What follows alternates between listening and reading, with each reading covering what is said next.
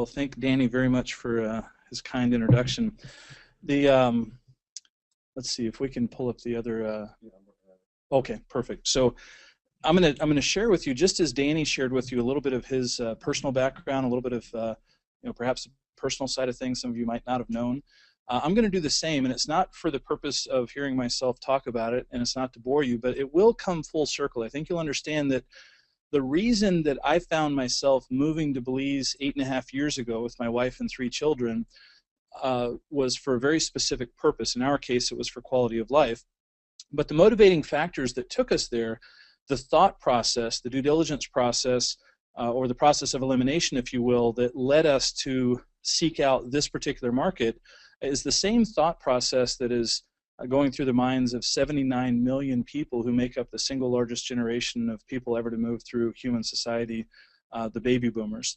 And so when I tell you my personal story, we'll come back full circle, but I think it really helps to kind of set the tone as to what makes this market particularly interesting. Now, just to tell you a little bit about what I hope to accomplish in the time I have with you, I'm going to do a market overview. We're going to do a very, very comprehensive and condensed analysis of the Ambergris Caye Belize real estate market in terms of the market opportunity. Then we're going to look specifically at the project that Danny is involved with, that I'm involved with as well, for full disclosure, and then look specifically at the investment opportunity that there is within that project. But it's very imperative to understand that the market is critical to understanding. There isn't any single property that is important unless it fits within the confines of a market that is in parallel with your personal investment philosophy. So this is a photo taken about 150 feet from my office.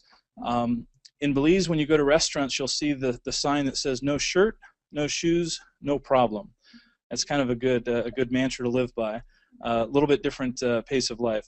So this is where our story starts, and these photos were taken. This is my wife Lucinda and my children Trent, Christina, and Lauren.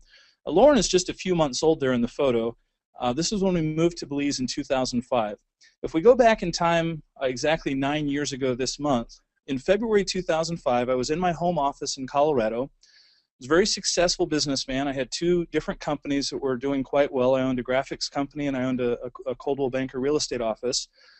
And I was very fortunate to get to work out of a home office. I thought, well, that puts me in close proximity to my family, and so I'm a good dad, I'm a good husband, good provider.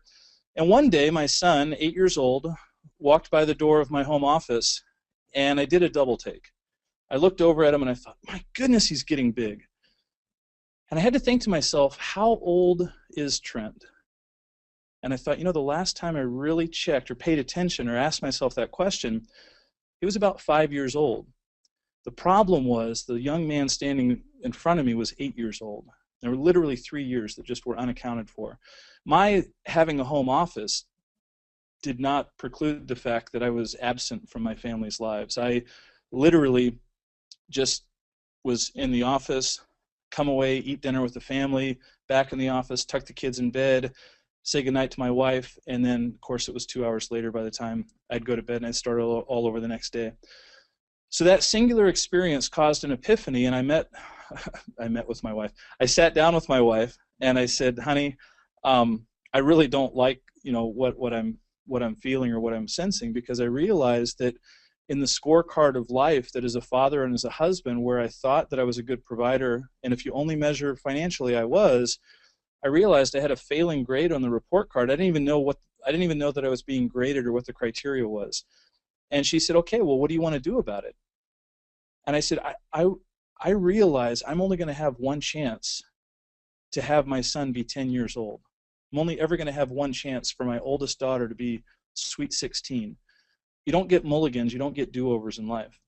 And I said, I want to make it our solitary goal, our objective, to have quality of life first and foremost as a family. So we create lasting memories as husband and wife, parents, children, and as a family unit. So we said to ourselves, with my experience of having grown up internationally, I spent 9 years in Europe up until going to college in the United States.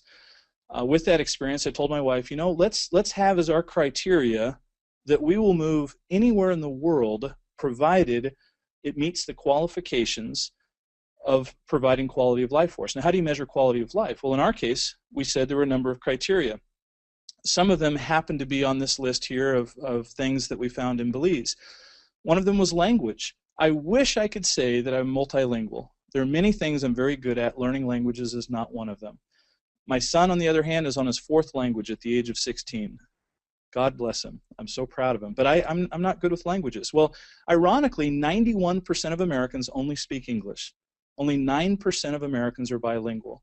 So we had that in common. But right away, that narrowed our list, because if we were going to leave the confines of the United States and try to find our little paradise, well, all of a sudden, when you narrow it down to the English-speaking countries, the list gets pretty short pretty quick. And then we had proximity. We said, well, we want to be reasonably close to the United States, both in terms of how many hours flight and multiple time zones.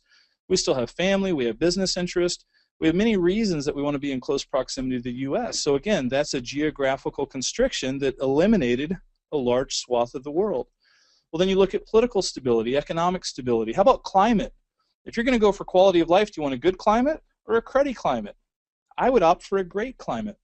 Southern California's got a great climate. I understand you're going to have some rain tonight. I'm not too keen on that, but obviously we have that in common with Belize being a beautiful tropical climate. So when you go through the list of criteria that my wife and I, and again, remember for us, it wasn't about investment, it wasn't about real estate, it wasn't about market opportunity. For us, it was quite simply quality of life. I promised my wife 5 things. I said, honey, if we put quality of life as our foremost objective in searching out and finding that holy grail place that offers what we feel would be the best quality of life possible, then I promise you that I will put food on the table, I'll put clothes on our backs, I'll put a roof over our head, I promise the adventure of a lifetime, and a drastic cut in pay. And those were the 5 things I promised. And so we set about on our adventure, and we found ourselves in Belize. Now, I'll come back to that story, but I think it's important, and it'll prove important in our discussion, to understanding what the motivating factors were that brought me there, because again, it's happening on a much, much larger scale. I just happened to be that many years ahead of the curve, and I wish I could say I had a crystal ball and I had all this foresight and I knew exactly what was coming down the road. That's not the case at all. Quite often, luck and happenstance are a good fit, along with just simply being in the right place at the right time. But for us, quality of life is what brought us to Belize. I'm going to just a couple of photos here. This just shows the beautiful color of the water. We're going to talk about the island of Ambergris, Caye, where it's located. The fishing is phenomenal. This is actually what we use for bait. So those are bait fish. No, just joking. Those are a couple of the grouper that are caught on the barrier reef there. And we have no McDonald's. There's no Starbucks. There's no Wendy's. There's not a single franchise restaurant or fast food. My kids didn't know what a Happy Meal was until we came back to the U.S. on vacation. This is a strip of Belizean fast food restaurants right here. So a little bit different walk of life. That's the food court, exactly. So the country of Belize is located in Central America. It's bordered by Guatemala and Mexico. I won't bore you with all the gory details here geographically, but it really breaks down into 2 components. There's the mainland of Belize, and then the islands or the keys. And Belize has about almost half of the country, 46% of the country is set aside as national park and marine reserve. And as a real estate investor, that's important because it creates a scarcity model. When you literally take half of the country and you decide to preserve it in perpetuity as national park and marine reserve, then you're simply taking it off of the list of what can potentially be developed.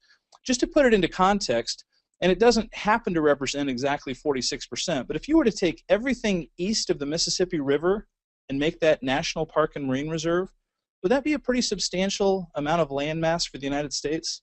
Yeah, I would say so, but that wouldn't represent 46%. So if you can imagine more than everything east of the Mississippi, that gives you an idea of just how much Belize has set aside and preserved.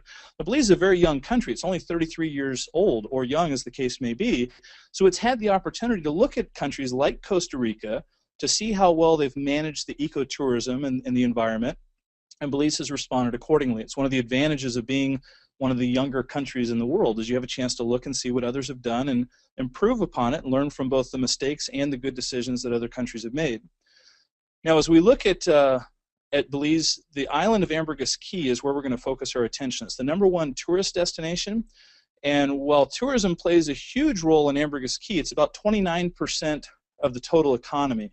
Belize is a net exporting country of a number of different products. Belize is a net exporter of tilapia, of shrimp, bananas, sugarcane, citrus, hardwoods. That's probably what they're most noted for. Is there's 15 different Belizean hardwoods. Mahogany is the one you're probably most familiar with.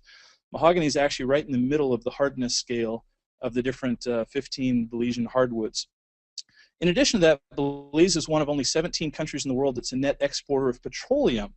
You might not have been aware of that because petroleum was only discovered in 2006, but Belize exports 5 times as much petroleum as it consumes. So it's one of the very few countries that I've been able to find that is able to produce enough food to sustain its entire population, enough energy to sustain its entire population, and to be able to export the excess of both of those.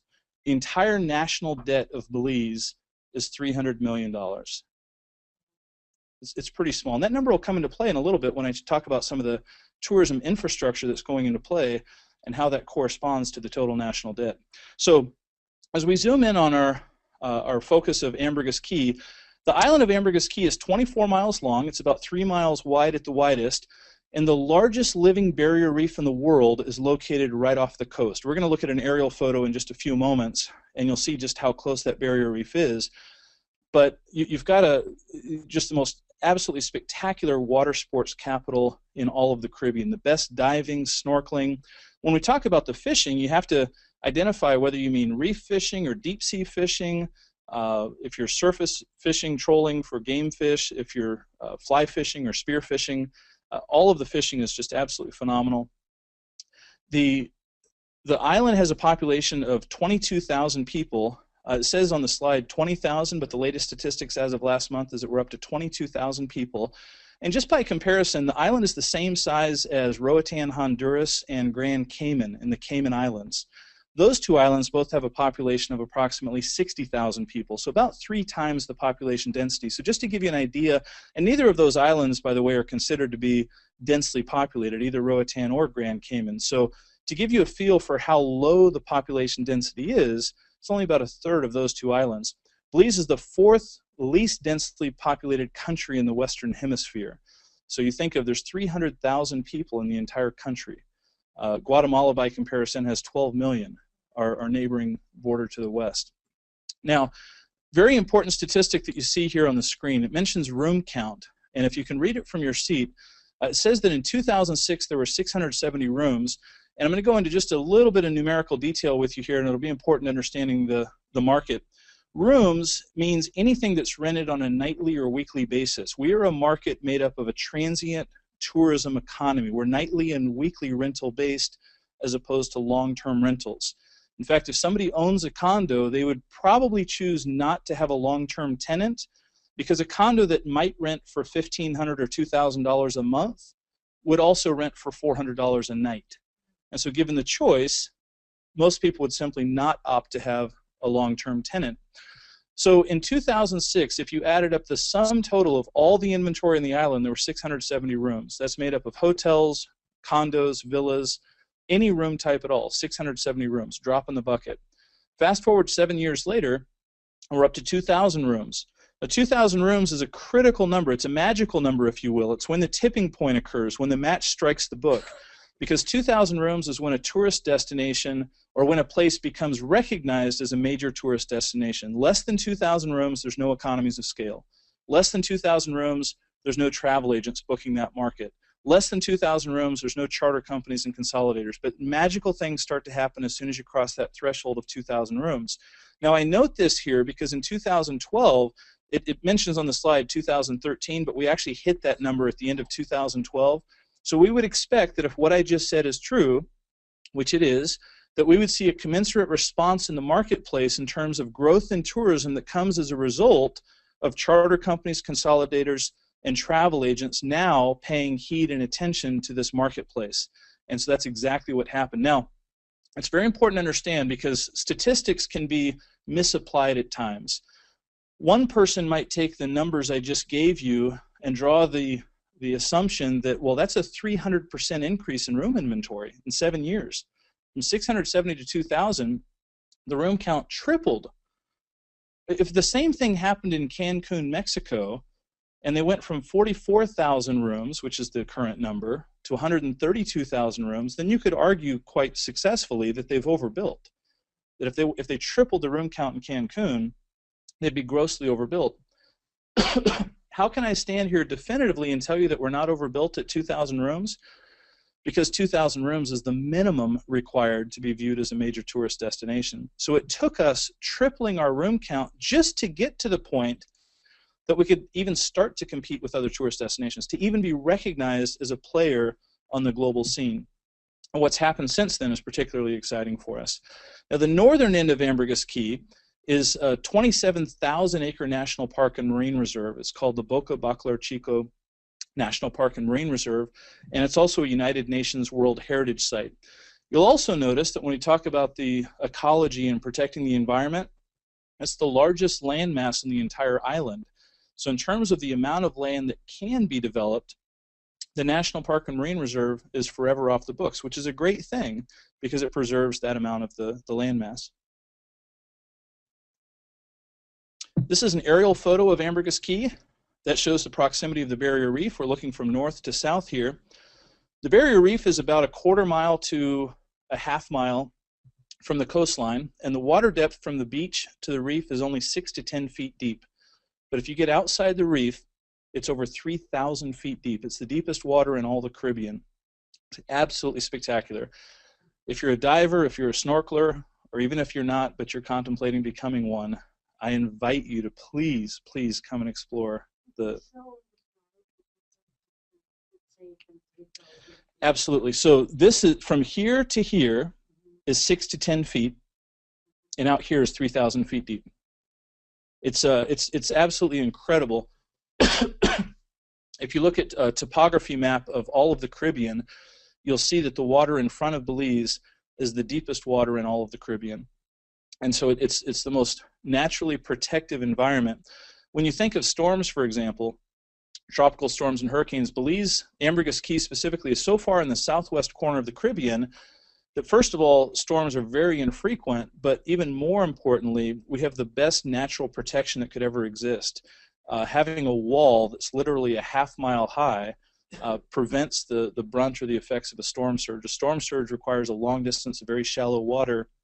We have less than a 1/4 mile to a 1/2 mile of shallow water. So the highest recorded water level in the history of the island is 48 inches above sea level. That's the absolute highest. I've been on island when a Category 5 hurricane passed offshore, and on the reef, which is the white line that you see here, this is the barrier reef. Those are waves crashing on the reef. The waves there were 18 to 20 feet high, and the waves on the shoreline were 2 feet high. Those are the tallest waves I've seen in 8.5 years. So it's a very, very well protected island. In fact, it's the barrier reef itself that has caused the island to be formed.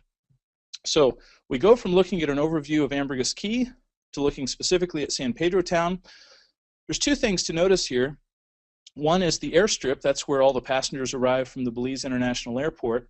But then I also want you to notice the lack of skyscrapers or towering high-rises. The tallest building you see in that photo is 3 stories high.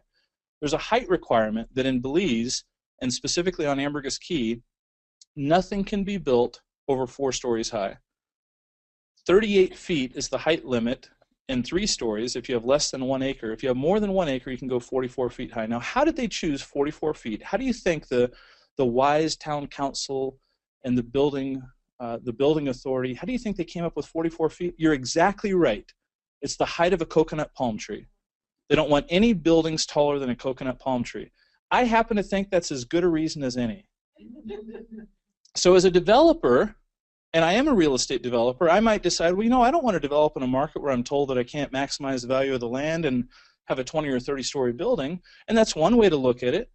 The other thing is to look at it and say, this will never be Waikiki, this will never be Cancun, this will always be a boutique tourism market, and that scarcity that's created will protect those who invest there by ensuring that it will remain low density. It's a very important consideration.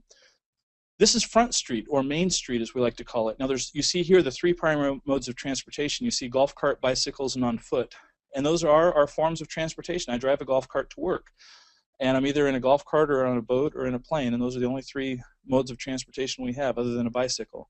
But just to give you a feel for the flavor of the island, this is what it looks like under the water. This isn't photoshopped, and this isn't any particular special place.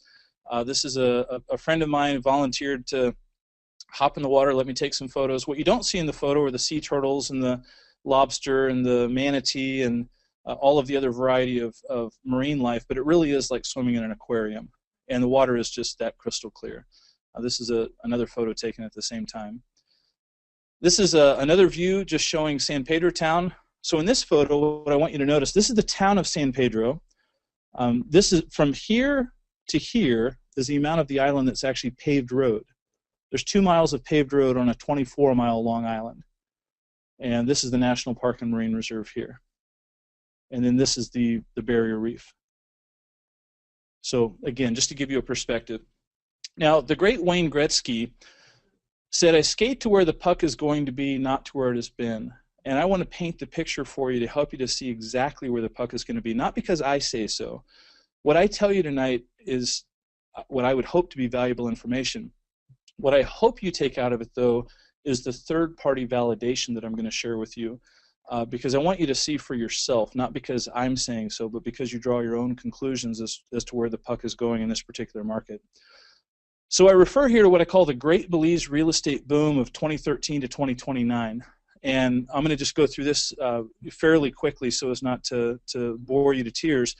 But the key here is to understand that there's multiple foundation pillars. There's multiple critical drivers, if you will, in the marketplace in terms of what the market is based on. The first one is, first and foremost, tourism. And so we'll jump right into tourism. Now, when you study tourism in Belize, it's a matter of cause and effect. People who invest in the market first come as tourists. So if we see tourism grow by 10%, then we see investment grow the following year by 10%. Tourism is a leading indicator, and we see a commensurate response afterwards. So we're going to take a very quick look at a tourism timeline. Now, Belize has a very small budget. As a country, Belize has a budget of $6 million a year on marketing and advertising. The Four Seasons last year spent $18 million redesigning their website.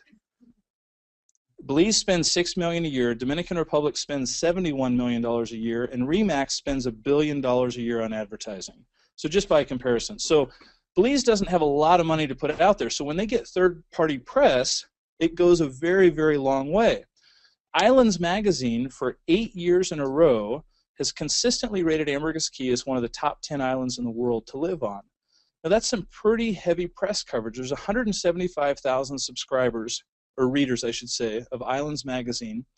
And so this is a great amount of coverage for Ambergris Caye being recognized as one of the best places in the world to live on. And again, this has been consistently from 2005 through 2013. And in the year 2009, the same publication said, this is the best island, the #1 island in the world to retire to. So again, we're not talking about the baby boomers yet, but we can see that from a tourism standpoint, what kind of response, what kind of benefit do you think there is in the marketplace to have these accolades thrust upon you? Now, at the end of 2012, we had reached 2,000 rooms, and I mentioned that we should see some corresponding growth as a result.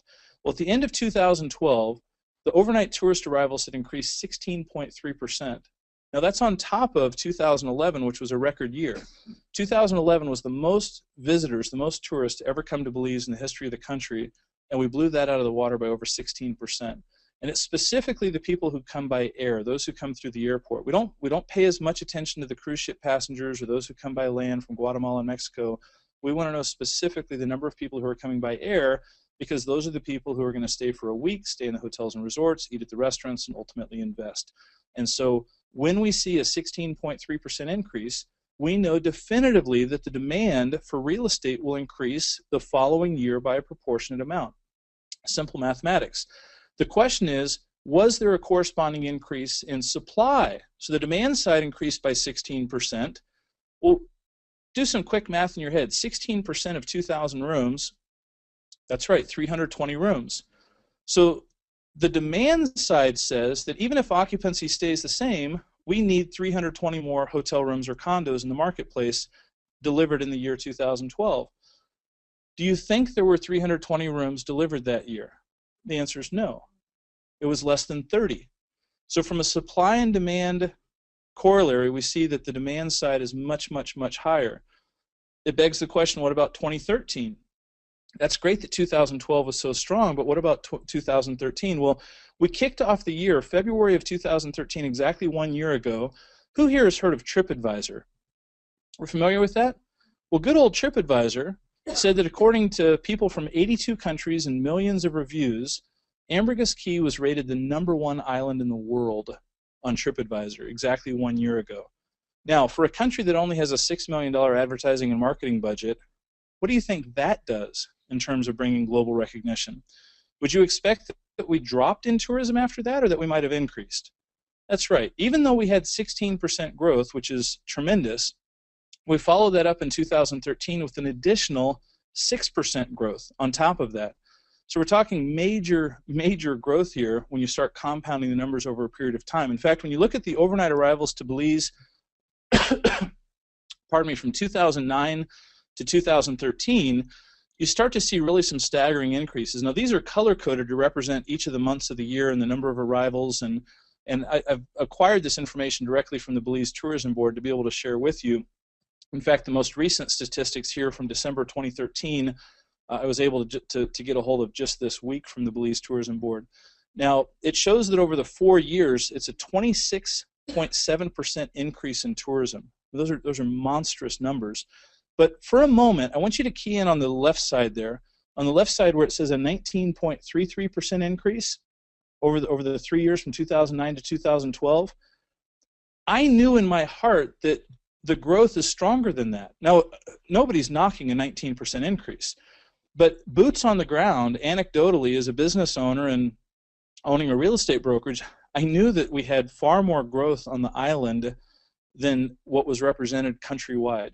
So I went to the Belize Tourism Board and I said, look, I need you to do me a favor. I need you to break out the statistics for me of exactly how many people are coming to the island. They said, John, we don't publish that information. We don't even compile or collate that information. And I said, well, I need you to do that for me. And because of owning the largest brokerage, I've got a little bit of pull with the Belize Tourism Board, and so they went to work at it, and they compiled the statistics in the report for me. What I'm going to share with you now is on this next slide. It shows that over the same period that the country as a whole had a 19.33% increase, the growth specific to Ambergris Caye, the #1 tourism destination in the country, was over 57%, 57.53% growth in tourism in 3 years. Again, without a corresponding increase in supply. We're seeing uncharted growth. It's just truly amazing. This right here is not published information. You go to the Belize Tourism Board website, you pull up a newspaper. I'll be happy to provide anybody who asks the Excel spreadsheets and the emails directly from the Belize Tourism Board where all of the numbers were crunched. But this is information that's not publicly and readily available. But how valuable is it? How beneficial is it to have that information? So the reason I put that up there is when you look at this slide, what's the very first thing that pops in your head when you think of insider trading?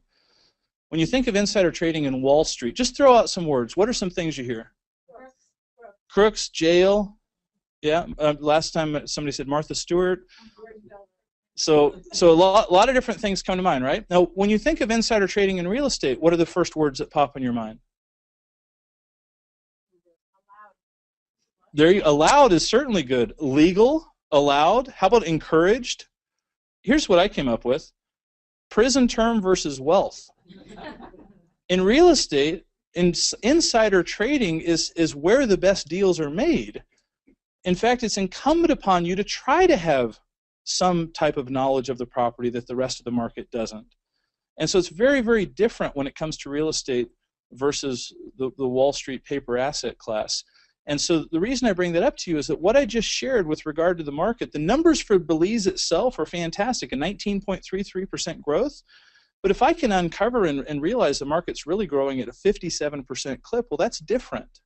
And that's, again, information that isn't publicly available. Now, as recently as September last year, Islands Magazine said that Ambergris Caye is the best island to live on for retiring early. So again, we just keep getting the accolades. So what have all of these accolades done in terms of increasing awareness? Well, they've resulted in increased demand. And the increased demand is substantiated by the third parties. Those third parties, first and foremost, are the airlines. So in the third and fourth quarter of last year, these are the airline announcements that were made. American Airlines announced that they would increase direct service from Dallas to Belize from 3 times a week to 7 times a week, daily service. Delta Airlines had already offered direct flights every day from Atlanta to Belize, 1 flight a day, but they've now added a 2nd flight on Saturdays. And starting December 21st, Delta Airlines initiated direct flights from Los Angeles to Belize. The first time that there were direct flights from any city in the U.S. west of Dallas or Houston. So the entire western U.S. had no direct flights to Belize, but as of December 21st, we now have direct flights. Now, in addition to that, Southwest Airlines is currently building their first international terminal at Houston Hobby Airport. The CEO of Southwest Airlines has shared with us, along with senior management, that in 2015 they will be offering direct flights from Houston Hobby to Belize. So the largest domestic airline offering direct flights to Belize in direct competition with United, which is presently the only carrier offering direct flights from Houston, is a huge, huge boon for us. It allows us to have the reach of really the entire country with just one single stop on the way to Belize. Do you think I'm done yet? No, because United Airlines also, starting December 19th, began flying 4 times a week from Newark, New Jersey, from the New York metropolitan area, direct from New York City to Belize. Now, what's interesting about this is over the course of 48 hours between December 19th and December 21st, we went from not having direct flights from the 2 largest metropolitan areas in the U.S. to having direct flights from New York City and Los Angeles. That's a pretty big deal. And I want to emphasize this so that you all understand this. This goes way beyond anything that I'm telling you from the front of the room. The airlines do not take the position that if we fly it, they will come. The airlines do not add flights unless the demand is there. So when I tell you these things in terms of the growth that's happening historically, that's a forensic analysis. That's an autopsy. The autopsy of the market is a 16% growth in 2012, a 6.1% growth in 2013. That's the autopsy looking backward. Looking forward, we see that the airlines are making these decisions because the demand exists today. Now, where's the government stand in all of this? What's Belize's role with regard to development and infrastructure and investment? Well, interestingly, just as recently as a week ago, a newspaper article came out along with this plan that we see, and this is just north of the town of San Pedro. The town of San Pedro is right here. But this is a major government initiative, $30 million U.S. going towards improving the road, water, the road, water, and sewer infrastructure for Ambergris Caye. Now, I mentioned before the total national debt of Belize is $300 million. $30 million investment in the infrastructure of road, water, and sewer is an investment equal to 10% of the total national debt, and that's what the government has allocated to spend over the next 2 years on the island of Ambergris Caye. I would say that ranks as very pro-development. In fact, the government's exact comment, this is a quote here in the San Pedro Sun, having seen the multi-million-dollar investments made by the private sector, the government of Belize is committed to improve the tourism image of the island. And this is from Manuel Heredia, the Minister of Tourism, Danny Guerrero, the Mayor, and as you see here in the photograph, the Prime Minister, Dean Barrows. So we see a tremendous level of commitment from the government to support the investment that's being made by private industry, by private investors. Now, our year isn't finished. When we got to the end of 2013, TripAdvisor, just to put icing on the cake, said, you know what, this little island, Ambergris Caye, Belize, we kind of think it's one of the top 10 up-and-coming destinations in the world. So it's not just the fact that it wins accolades as an island. Destinations includes every destination there is, island or otherwise. And so to be on the list, it's actually number 6 on the list, but of the top 10 destinations on the rise worldwide, we finished 2013 with that recognition from TripAdvisor. Now, I was ecstatic about that. I hardly had a chance to celebrate that when last week TripAdvisor announced that Ambergris Caye for the 2nd year in a row is the #1 island in the world. So I couldn't make this stuff up in terms of the timing and just the consistency of the message that's being put out there. And so that, in a nutshell, is the tourism market. If tourism was the only driver, if tourism was the only foundation pillar, then I would make a sound argument that this is a stable place to invest and give you many more reasons why. But tourism is only one of 3 foundation pillars. We're not going to spend a lot of time talking about the baby boomers, because I think you're probably, by a show of hands, everyone's heard of the baby boomers. We're familiar with them. Yep, they're not a hypothesis. They're real. So everyone is probably aware, Roy Rogers is famous for his real estate quotes, but Roy Rogers said, find out where people are heading and invest there before they arrive. Does that sound like commonsensical advice? I like that. I think it's a very simple way of looking at things. So the question is, where are people heading? So we know that they're not a theory, they're not a hypothesis. What do all the baby boomers have in common? They're all looking for desirable retirement destinations. Doesn't mean they're all going to move. Let's be clear about that. But for many of them, they are looking to relocate. And they're playing the world's largest game of musical chairs. If you look at this room, every chair in this room represents a retirement destination. Some are desirable, some are undesirable.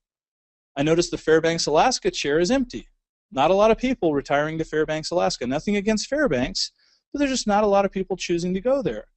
Southern California could be very desirable. Phoenix, Arizona, Flagstaff, Scottsdale, very much so. Florida, absolutely, top retirement destinations. But what we have to understand is that starting in 2011, that was the first year that the baby boomers started to turn 65, and even though most of them are still in their peak earning years, late 40s to mid 50s, from 2011 we started an 18-year cycle where in the first year we had 11,000 people a day retiring, or reaching the age of 65, I should say. And so the class of 2011 entered the game of musical chairs, and there's 18 more classes that are all going to enter the room and all join the same game of musical chairs, but the number of chairs are going to remain the same. Some chairs are going to have a disproportionate benefit. Some chairs are going to see a tremendous demand on them because there's a disproportionate desire to go to one destination over another. And so if we can help to identify which destinations are more desirable for baby boomers, then we can get there ahead of them and benefit from the investment they're in.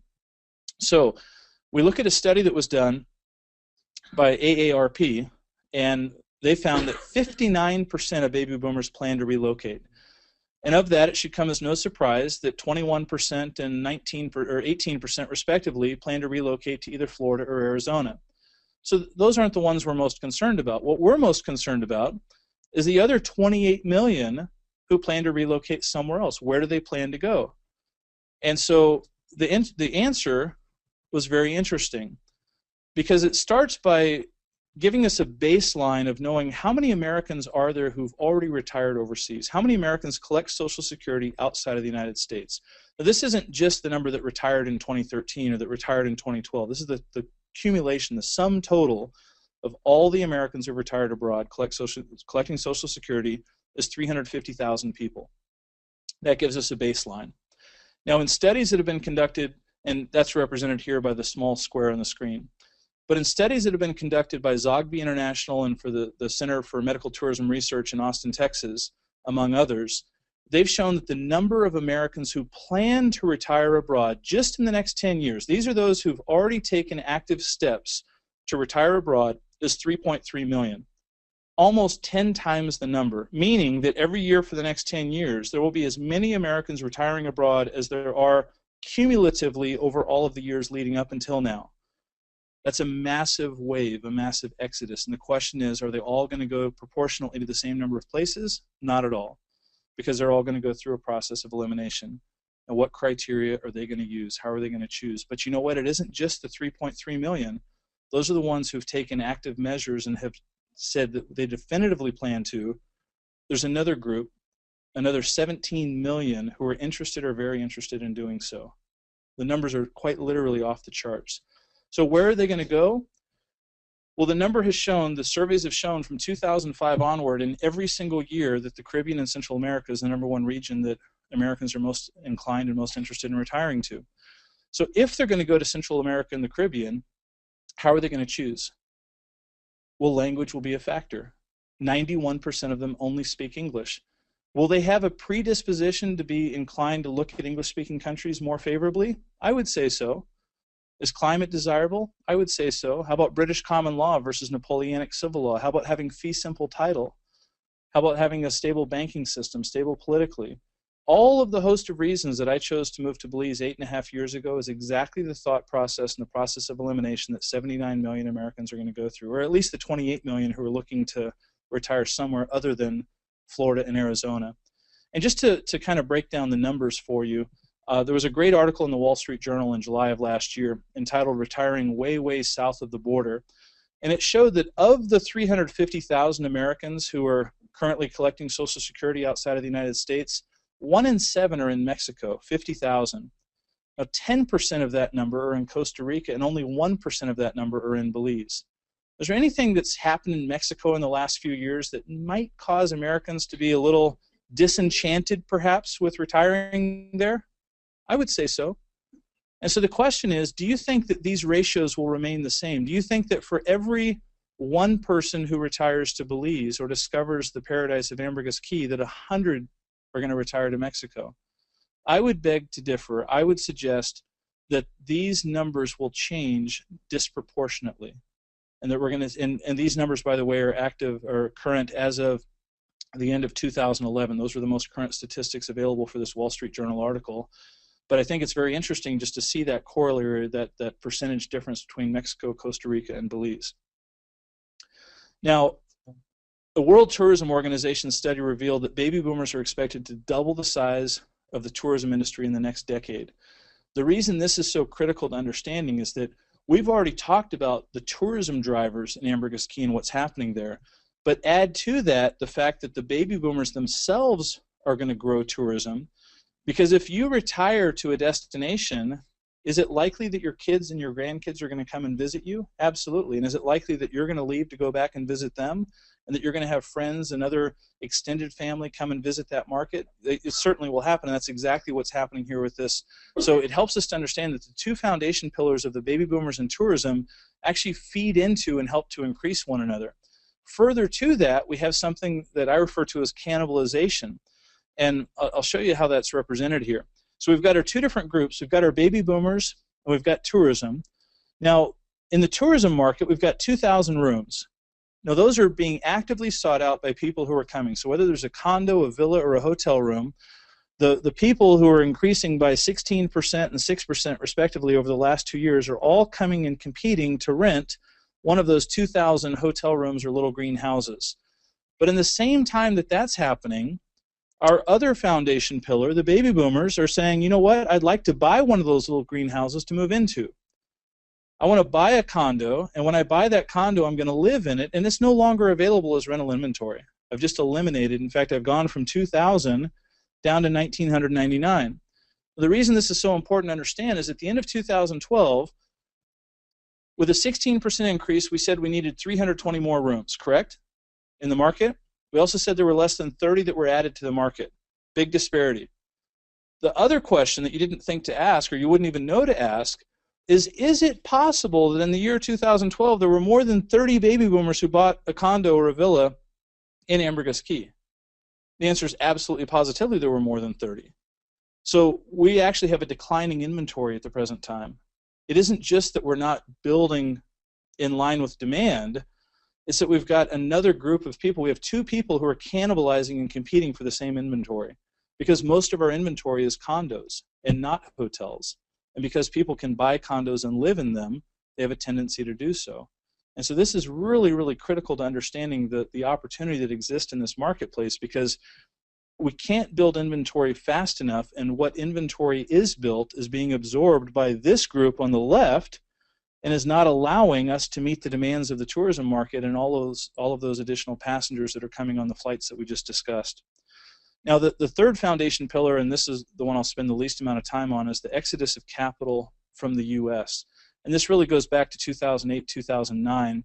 During the Great Recession, we still had the same buyers. This is my office located just across the street from the airstrip. So when people get off the plane, the first thing they see, literally when they walk out the door, is my office. It just conveniently works out that way.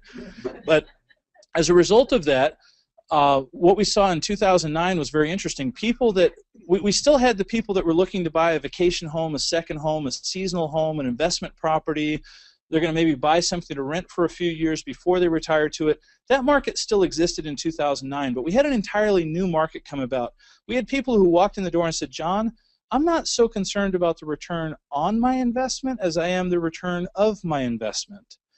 These were people who said, you know, I've chased after the double-digit gains. I'm now concerned with making sure that I just don't lose my nest egg. I can't afford to take another 30% hit or a 40% hit.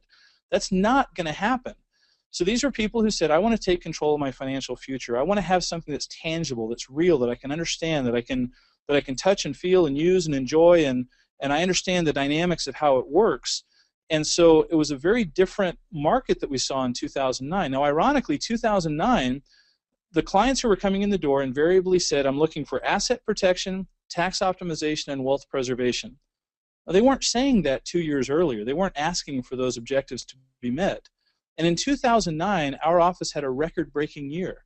We sold more real estate in 2009 and 2010 than any of the years of the boom. And why is that?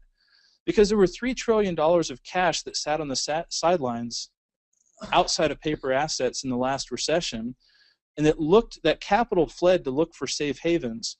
Belize is a T8 tax haven and is the most stable banking system in the world.